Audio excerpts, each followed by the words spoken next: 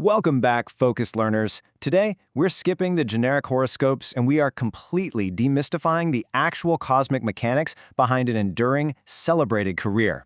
If you've ever wondered why some historical figures or business leaders are remembered with this almost universal reverence, while others just completely fade away, well, you are in exactly the right place. Get ready, because we're looking at the astrological blueprint of a perfect reputation. Really think about that for a second. What actually makes a legacy outlast a lifetime? In today's hyper-connected world, it is incredibly easy to achieve fleeting, viral fame, but, that's just a flash in the pan. Contrast that quick hit of attention with the concept of true durability, a lasting, ethical reputation that survives and commands deep respect long after a career actually ends. That kind of longevity, it doesn't happen by accident.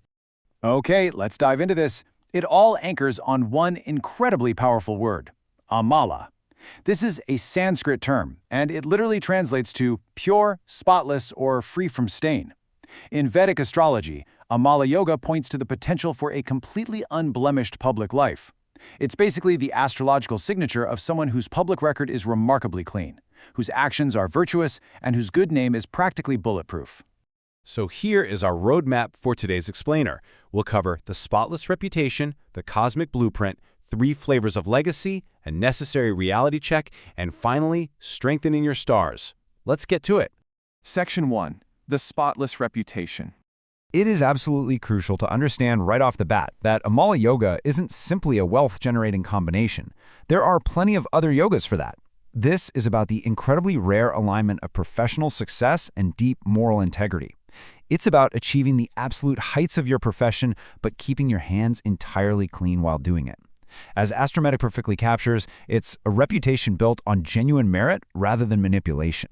People with a strong Amala Yoga just possess this intense internal moral compass. They inherently dislike taking dishonest shortcuts, and they feel genuine, literal discomfort when asked to compromise their professional ethics.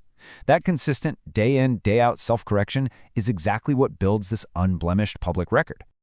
Moving right along to Section 2, the cosmic blueprint. All right, it's time to look under the hood. Before we get into the exact mechanics, it's worth pointing out that these are not modern internet inventions, not at all. These rules were codified centuries ago by sage Parashara in foundational classical texts, like the Brihat Parasara Hora Sastra, which explicitly names this yoga among the very few combinations that shape a person's lasting social imprint. And this brilliantly illustrates how the whole thing works. The yoga forms around the 10th house, which is known as the Karma Bhava, the house of your worldly actions and your public role. Now it triggers from 2 distinct reference points.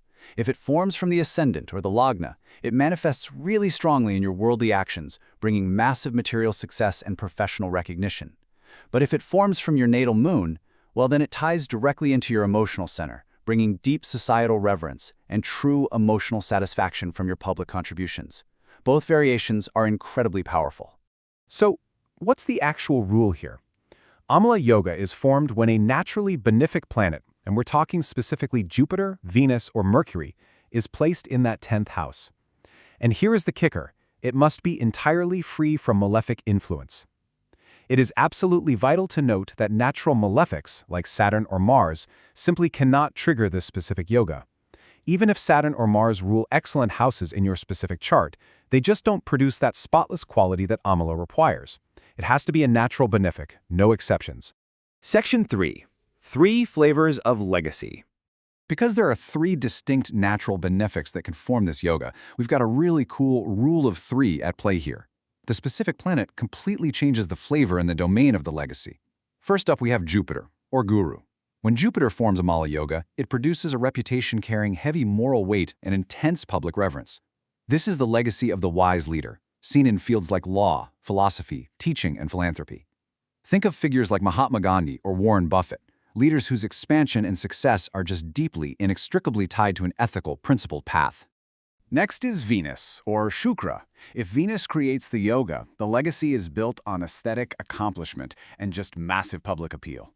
These folks find huge success in the arts, diplomacy, mass media, or luxury. They are remembered for their refinement, their hospitality, and a legacy of immense grace. Honestly, these are the people whose dinner parties you actually want an invite to. Their mere presence just improves the environment around them. And finally, Mercury. or Buddha. This creates a legacy of pure analytical brilliance. These are the people who excel in finance, commerce, engineering, and print media. Their legacy is one of a remarkably sharp, reliable, and highly expressive mind. You know the type. These are the incredibly clever individuals who can effortlessly explain completely baffling tax codes or massive engineering feats to the rest of us, and make it sound easy. Section 4, the reality check. Now, what's really interesting about this is it's so easy to assume this yoga guarantees a flawless, easy ride to fame. But we really need to dispel that myth right now. Not every Amala Yoga functions at 100% capacity. Let's walk through the specific afflictions that can actually water down the yoga. First is combustion. If that benefic planet is sitting too close to the sun, it essentially gets burned up and loses its independent power. Then we have malefic aspects. If Saturn aspects the planet, your reputation might be delayed until middle age. If Mars aspects it, it introduces a lot of conflict into your career. A close aspect from Rahu, that can introduce outright scandal. And finally, debilitation. If the planet has weak dignity in its sign, the promise of the yoga is considerably reduced. As the source material astutely notes here, what separates a modest, respectable career from genuine lasting legacy is the strength of the yoga's components alongside the rest of the chart. A yoga is a potential, guys. It is not a guarantee. Even with a strong Amala Yoga, you still have to put in consistent, ethical effort over a very long timeline.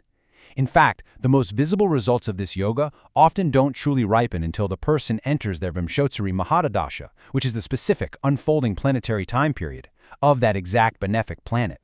Finally, Section 5, strengthening your stars. So the crucial point is, whether you have this yoga perfectly formed, slightly afflicted, or honestly not at all, you can actually emulate its powerful effects through your own continuous righteous action. Step 1 is actively cultivating kindness, compassion, and generosity in your daily dealings. Just be a good person. Step 2 is maintaining strict professional humility, balancing your material gains with a really grounded perspective. And Step 3 involves pursuing deep spiritual or religious knowledge to keep your overall karmic journey in perspective. Good action builds good karma, plain and simple. Now, for those looking to specifically strengthen the planets involved, the traditional astrological remedies are incredibly direct. To boost Jupiter's wisdom, the traditional mantra is Om Guruve Namaha. For Venus's grace, you'd use Om Shukraya Namaha. And for Mercury's intellect, Om Buddhaya Namaha. Consulting an expert for suitable gemstones can also really help anchor these specific planetary energies right into your daily routine. So we've covered the cosmic mechanics, the planetary flavors, the caveats, and the remedies. But ultimately, astrology is really just a mirror reflecting our own potential. The architecture of a spotless legacy isn't just written in the stars. It is built every single day through the ethical choices we make, the generosity we show, and the pure integrity we bring to our work. So I'm going to leave you with this final thought to carry with you. How are you building your own spotless legacy today? Thank you so much for joining me on this Explainer Focused Learners. Keep exploring, keep learning, and I will see you next time.